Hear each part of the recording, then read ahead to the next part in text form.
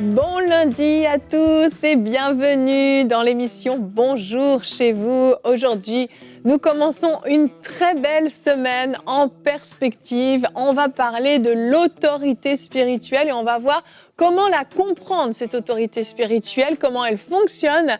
Et cette semaine, pendant 4 merveilleuses journées, nous aurons une merveilleuse invitée que nous aimons beaucoup, Audrey Mac. Coucou Bonjour Audrey. mesdames, ouais. On est trop contente de t'avoir avec nous, Audrey. Comment vas-tu? Ça va très très bien. Je suis tellement contente d'être avec vous et de faire une émission, en fin de compte, un sujet qui me passionne. Donc, vraiment. Merci Yveline pour cette émission. Aurélie, je suis tellement contente de travailler avec vous, mesdames. Le plaisir est partagé. Vraiment, vraiment. Aurélie aussi, je suis très contente que tu sois là.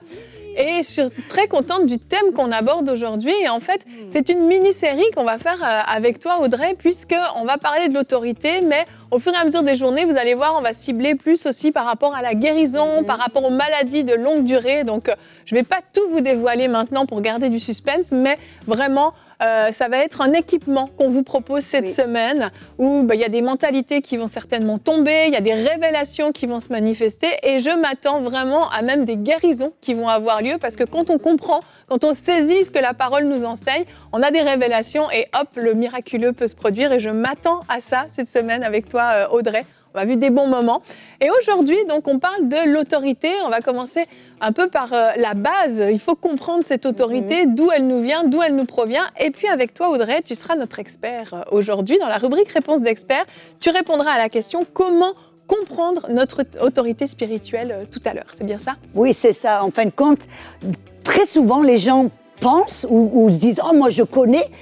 Mais en fin de compte, l'autorité, c'est quelque chose que j'ai remarqué, la plupart des gens ne comprennent pas vraiment. Et donc, on va essayer, avec l'aide du Saint-Esprit, d'éclaircir certaines choses et de démolir certains faux raisonnements qui, souvent, c'est ce qui empêche les gens de marcher en puissance et en autorité. Amen. Ça va être vraiment une belle émission. Moi, je suis super contente d'aborder ce thème avec toi, Audrey. Et puis, Aurélie, tu vas commencer avec la pensée du jour. Tu vas nous enseigner un peu sur notre identité en tant qu'enfant de Dieu. Donc, on va essayer de faire ça. Oh, tu vas faire ça très bien. On en parle tout de suite dans la pensée du jour.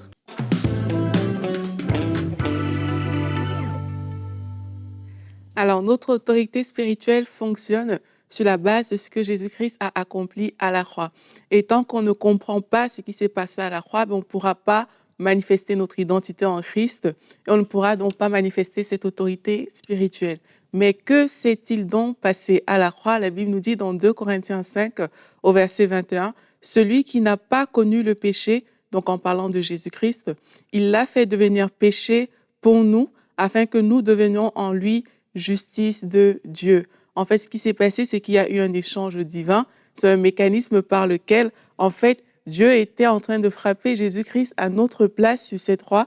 Le mauvais qui nous était réservé, les malédictions qui nous étaient réservées sont venues sur lui et en retour, la bénédiction qui est due à Jésus-Christ est venue sur nous en tant qu'enfants de Dieu. Donc, lorsqu'on accepte Jésus comme notre Seigneur et notre Sauveur, on reçoit en fait les grâces, les bénédictions, tout ce qui pouvait avoir de bon du ciel, on le reçoit parce que Jésus-Christ, lui, il a pris le péché à notre place.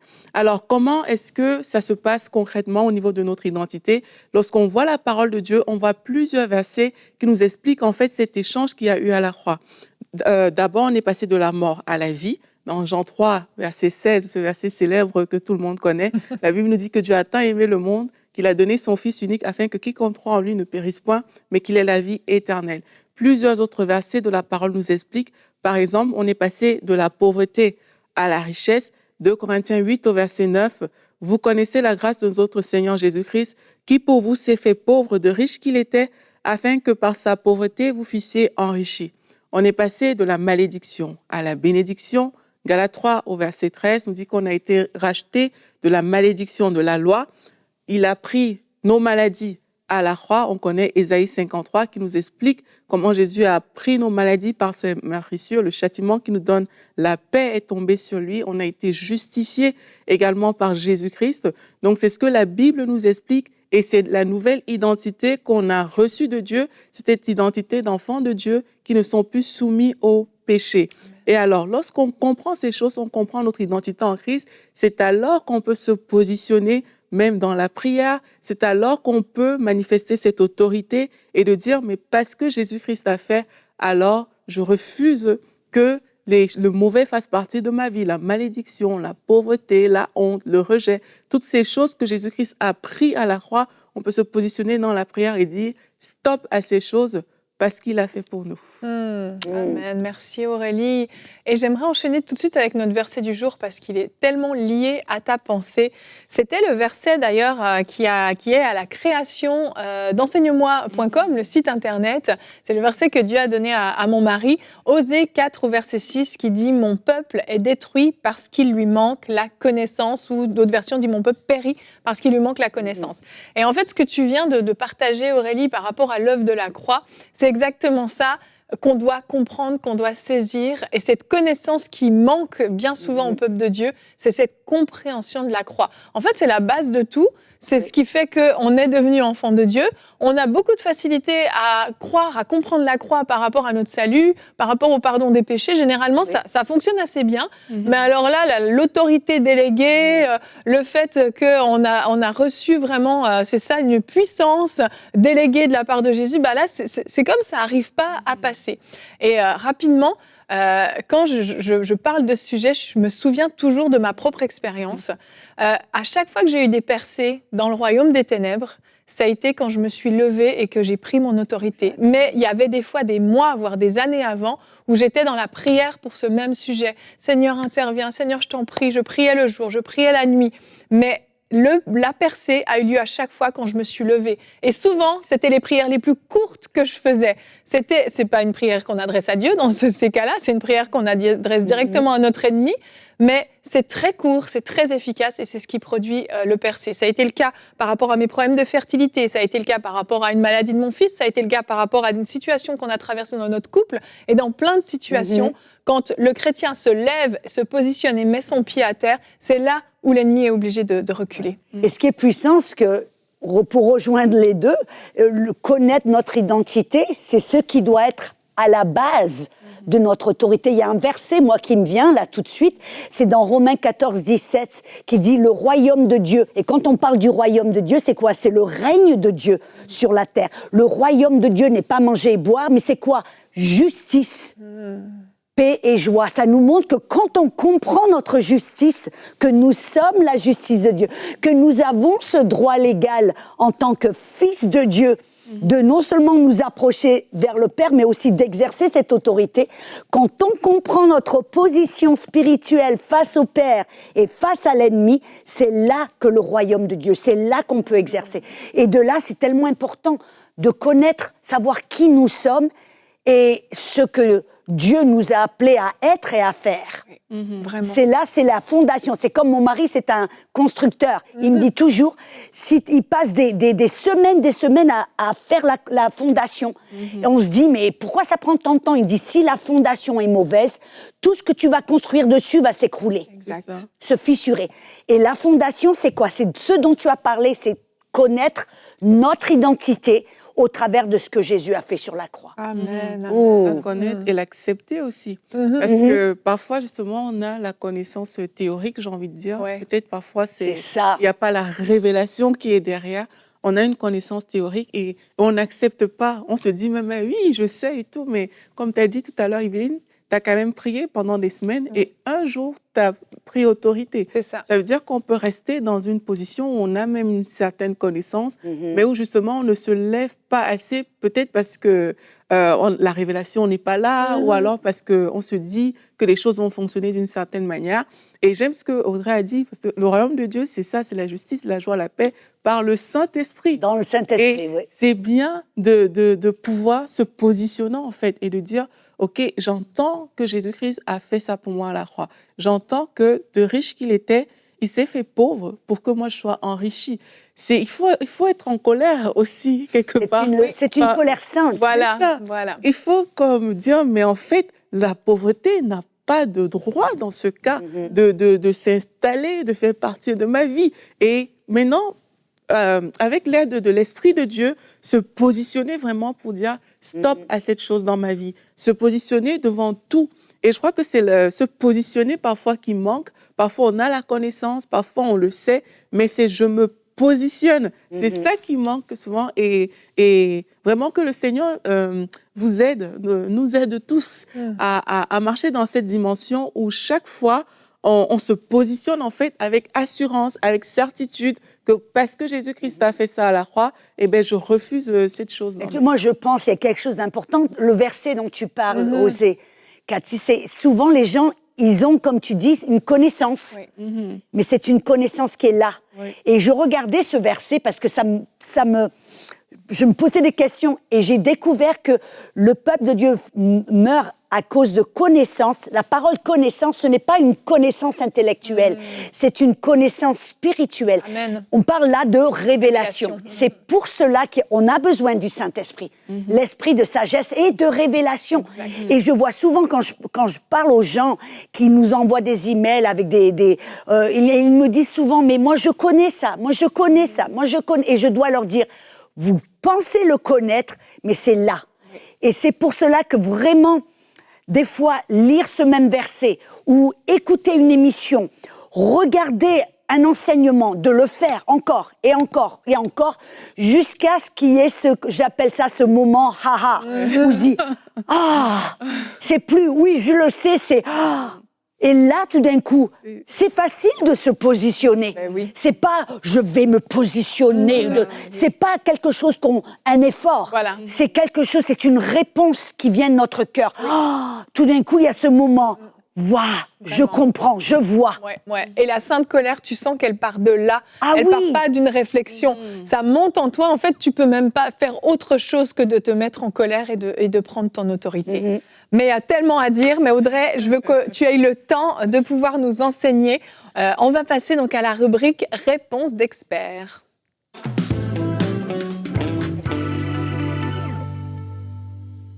Alors, quelle joie j'ai de pouvoir partager le peu que je connais à ce sujet au travers des années dans mon ministère où j'ai dû exercer l'autorité en face de toute situation, que ce soit la maladie, les démons, bref, les problèmes, même les tempêtes et les ouragans. Alléluia.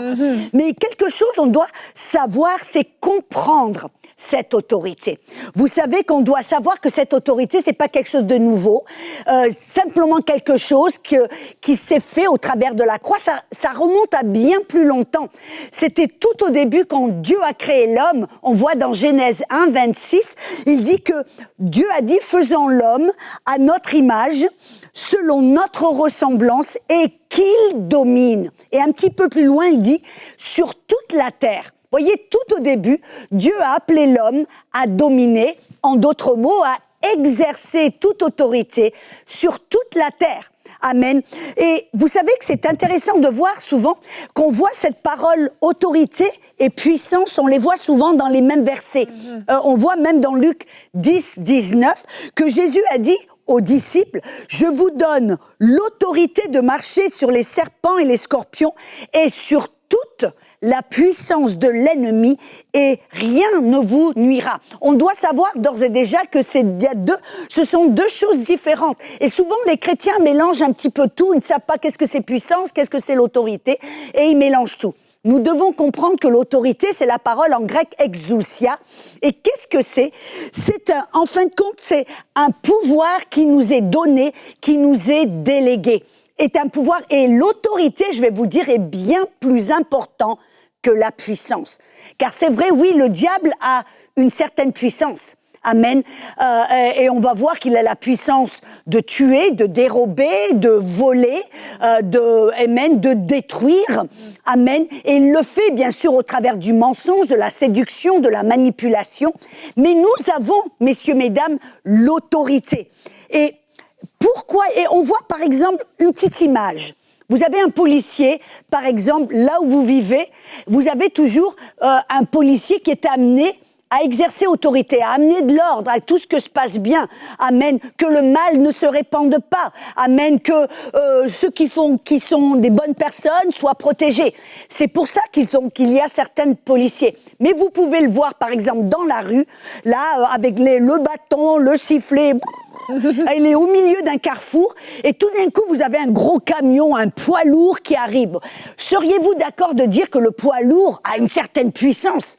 Mais parce que le policier, on lui a donné une autorité, il peut siffler, lever la main, même si on dirait, mais lui, il n'a aucune puissance. Vous voyez, il n'a pas des muscles, il est peut-être tout maigre, mais il a un bâton et il a un sifflet, il a un badge d'autorité.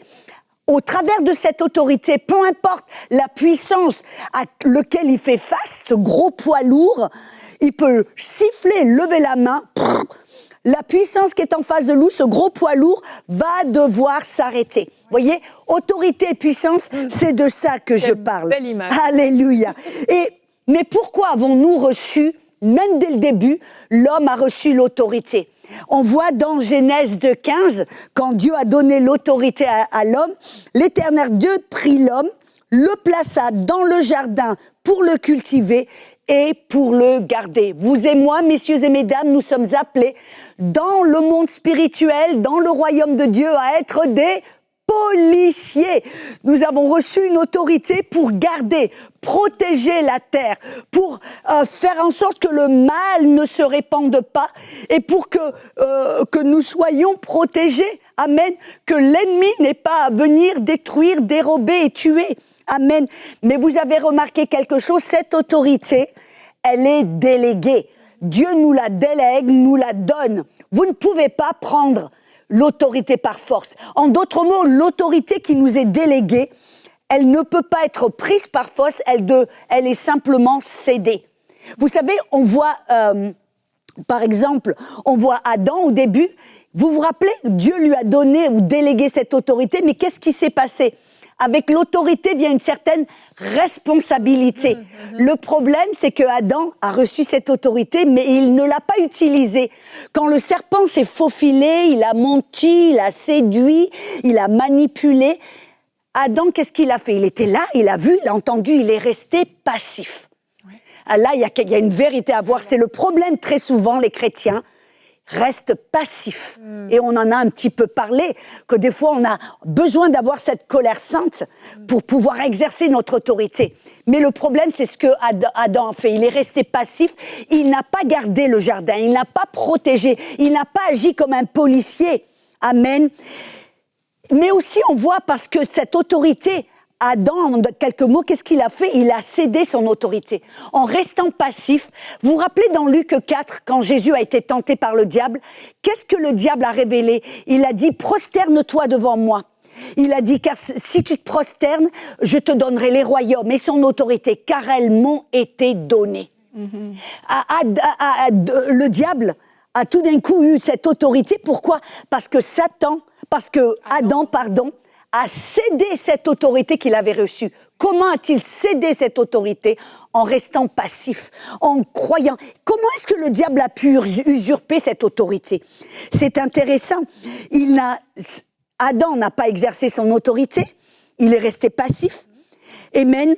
Adam et Ève, qu'est-ce qui s'est passé ? Ils ont cru au mensonge, et en croyant au mensonge, en acceptant le mensonge, ils ont cédé leur autorité. Là, il y a une grosse vérité. Mes amis, frères et sœurs, quand vous croyez au mensonge du diable, quand vous restez passif, quand vous cédez à la manipulation du diable, son stratagème n'a pas changé. Qu'est-ce qui se passe ? Vous cédez votre autorité que Dieu vous a donnée. Et c'est pour cela que Jésus est venu sur la croix, comme Aurélie l'a si bien dit. Jésus est monté sur la croix. Pourquoi ? Pour reprendre. Il est venu 100% homme, 100% Dieu, pour reprendre cette autorité. Amen. Parce que quand on n'exerce pas notre autorité et qu'on croit au mensonge et on cède au mensonge, tout d'un coup, le diable devient presque notre maître. On lui cède notre autorité et on ne doit pas le faire. Mais il y a certains qui vont dire, mais Audrey, quand Adam a cédé à l'autorité, quand Adam a été passif et qu'il a en fin de compte donné son autorité au diable, pourquoi est-ce que Dieu n'est pas venu avec une trompette et qu'il n'a pas fait abracadabra et qu'il n'a pas repris cette autorité? Parce que des fois les gens, ils voient Dieu comme tout souverain, que Dieu peut faire n'importe quoi, n'importe comment, n'importe où, et ils ne comprennent pas pourquoi est-ce que Dieu n'est pas intervenu. Si Dieu était intervenu et avait repris l'autorité de la main des diables, il aurait brisé sa propre parole et brisé les propres lois qu'il avait mis en place. Pourquoi? Parce que Dieu avait confié l'autorité à l'homme, c'était l'homme qui avait l'autorité, et c'est comme si vous donnez quelque chose à quelqu'un et que la personne, tout d'un coup, vous leur donnez une belle voiture, vous leur donnez votre voiture et la personne, tout d'un coup, elle s'en occupe pas bien. Elle change pas l'huile, c'est comme une poubelle. Mais vous l'avez donnée, vous pouvez pas dire « Oh Aurélie, je te reprends ta voiture ». Tu peux pas faire ça de la même manière. C'est comme, par exemple, on doit comprendre que la terre, c'est comme Dieu est le propriétaire. La Bible dit que toute la terre appartient à Dieu. L'or, l'argent, les bétails, ça appartient à Dieu. Mais qu'est-ce que Dieu a fait au début? Il a donné la terre à Adam. Si vous me permettez, Adam était comme le locataire. Quand vous devenez locataire, vous signez un bail, vous recevez les clés. Les clés, c'est un signe d'autorité. Mais le propriétaire, même si ça lui appartient, s'il veut rentrer dans la maison pour faire des rénovations, merci, des réparations, qu'est-ce qu'il doit faire? Mon mari, lui, il a des maisons de location. Il doit appeler le locataire, lui demander la permission de rentrer dans la maison. C'est pour cela que Jésus est revenu, a repris l'autorité, et il a dit « Toute l'autorité m'a été donnée dans les cieux et sur la terre », et il nous a redonné. Matthieu 16, 19, voilà, je vous donne les clés du royaume. Tout ce que vous lirez sur la terre ou permettrez sur la terre sera permis dans le monde spirituel. C'est ça dans la Bible complète juive. Ce verset est traduit de cette manière. Tout ce que vous permettrez sur la terre sera permis dans les cieux, le monde spirituel, et tout ce que vous interdirez sur la terre sera interdit dans le monde spirituel. Et voilà, c'est comme ça que Dieu a mis les choses en place. Et il y a une femme de Dieu qui a dit, il semble que Dieu ne peut rien faire sur la terre, sauf si d'abord il invite l'homme, ou d'abord l'homme l'invite. C'est Lillian B. Yeomans. Et c'est comme ça que Dieu a fait les choses. Il a donné l'autorité à l'homme, mais très facilement, on cède notre autorité quand vraiment on est appelé à garder, à protéger, à agir comme un policier pour garder l'ordre, pour faire que le diable ne vienne pas pour tuer, détruire. Amen. Alléluia. C'est tellement bon. Moi, j'aime trop t'entendre enseigner sur ce sujet. C'est exceptionnel. Tu as une faculté d'enseignement géniale. Si vous n'avez pas compris, je ne sais plus quoi faire. Non, mais les images sont tellement parlantes. Et c'est une révélation vraiment à vous saisir, parce que ce qui s'est passé avec Adam, c'est tellement vrai. Ce schéma se reproduit encore et encore dans la vie des croyants. Et vraiment, moi, je vous invite à réécouter cette rubrique. Faut l'écouter, méditer sur les versets. Faut vous approprier ce qui a été dit, parce que c'est votre héritage, c'est votre identité en tant qu'enfant de Dieu. Et on va continuer avec un témoignage qui, justement, nous parle d'une personne qui s'est saisie de son autorité. Avec toi, Aurélie.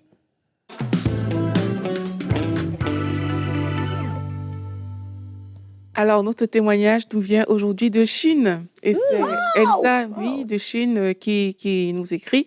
Elle dit qu'elle a été diagnostiquée d'une spondylose cervicale. C'est une maladie que je ne savais pas. Dis ça 10 fois très vite. En fait, ça a l'air de faire mal. Qui attaque la colonne vertébrale. En effet, elle dit qu'elle avait constamment mal à la tête. Même les médicaments ne faisaient pas grand-chose. Les muscles de son corps s'affaiblissaient. Et puis, le docteur lui avait dit que sa colonne vertébrale, en fait, n'avait pas la forme habituelle. Elle, sa colonne vertébrale était devenue droite, alors que généralement, la colonne vertébrale est un peu courbée. Donc, ils ont dit qu'elle devait dormir maintenant avec un coussin pour mieux soutenir sa nuque. Elle devait garder seulement la tête haute pendant son sommeil. Bref, c'était quand même quelque chose qui était difficile. Et même au niveau de ses disques de la colonne vertébrale, on dit qu'ils étaient en mauvais état. Et on sait que quand les disques sont en mauvais état, ça fait mal. Oui. Donc, elle a beaucoup souffert, en fait. Et un jour, elle était en train de regarder une émission de prière inspirée avec Jérémie. Et là, le thème, c'était « Cette maladie ne te tuera pas ». Et ce qui s'est passé ce jour-là, elle dit qu'elle a cru vraiment. En fait, elle s'est positionnée. Elle a dit, ça en est trop. Et c'est ce jour-là, alors qu'elle s'est positionnée comme ça, elle a dit que assez, c'est assez. Elle a reçu sa guérison. Et elle dit, à l'instant, dès l'instant où elle a prononcé que ça en est trop, je reçois ma guérison. À l'instant, elle dit, j'ai senti mon dos et ma colonne vertébrale libérée de mes douleurs de tête, et mon cou également était libéré. Elle dit, maintenant, je peux me pencher, alors qu'avant, je ne pouvais pas faire tout mouvement. Wow. Cette colonne qui me causait des pleurs chaque nuit, le coussin même que j'ai acheté, je n'en ai plus besoin. Alléluia. Donc, voilà comment, en une fraction de seconde, juste parce qu'elle a choisi de manifester, d'exercer cette autorité, en fait, face à la maladie, on voit qu'immédiatement, il y a quelque chose qui s'est passé. Wow. Et je crois, Evelyne, que peut-être aujourd'hui, c'est vrai qu'on va continuer à parler de ça tout au long de cette semaine, mais aujourd'hui, il y a des personnes qui doivent choisir de se positionner, comme Audrey, elle a expliqué dans sa réponse d'expert aussi, et de dire, stop, je suis le policier de ma vie, yes. Donc stop, je refuse que cette chose perdure, que ce mensonge de l'ennemi perdure, que cette maladie perdure, se positionner comme ça. Et je crois qu'en une seconde aussi, comme ça s'est fait pour elle, elle dit instantanément, elle a senti, mais il y a des personnes qui seront libérées également de plusieurs choses. Waouh, merci Aurélie. C'est toujours très, très édifiant ces témoignages. Et si vous aussi, vous avez des témoignages à nous partager liés à la chaîne EMCI TV, vous pouvez aller nous écrire emcitv.com/témoignage et vous remplissez le formulaire pour nous partager votre histoire. Et je crois que le mot d'ordre de cette émission, ça a été vraiment une révélation de notre identité et donc de notre autorité. Et je pensais rapidement aux fils de Séva qui ont essayé de reproduire ce que Paul faisait, qui ont essayé de faire de la délivrance comme Paul faisait, mais c'était dans leur tête que ça se passait. Et on sait comment ils ont fini, ils se sont fait massacrer par des démons parce que, en fait, ils ont essayé, mais ils n'avaient pas compris, ils n'avaient pas saisi. Et vraiment, cette émission avait pour but de vous équiper, de vous amener plus loin dans votre compréhension de votre identité, de votre autorité. Et notre prière, c'est vraiment que vous ayez reçu une révélation. Et si certains d'entre vous vous dites « Ah, c'est pas descendu, je comprends ce que vous dites, mais j'arrive pas, ça vient pas », mais le meilleur moyen d'avoir une révélation, c'est d'être enseigné encore, la parole. On médite sur les versets, on creuse et on dit « Saint-Esprit, éclaire-moi, montre-moi ce que je comprends pas, fais descendre cette parole en moi pour qu'elle devienne vivante. » Et je suis convaincue que Dieu va le faire, j'en suis certaine, tout comme il l'a fait pour Elsa, il peut le faire dans votre vie. Audrey, tu seras avec nous encore demain. On continue et on va parler de notre autorité, de comment utiliser notre autorité en Christ, mais spécifiquement pour la guérison cette fois-ci. Donc Elsa, par son témoignage, a introduit, devance notre thème. Et c'est important qu'on puisse comprendre cette autorité spécifiquement dans la guérison. Et tu seras notre coach, après avoir été notre expert. Demain, tu seras notre coach. Tu vas nous partager 4 clés pour exercer ton autorité. Alors, on se retrouve demain. Bonjour chez vous.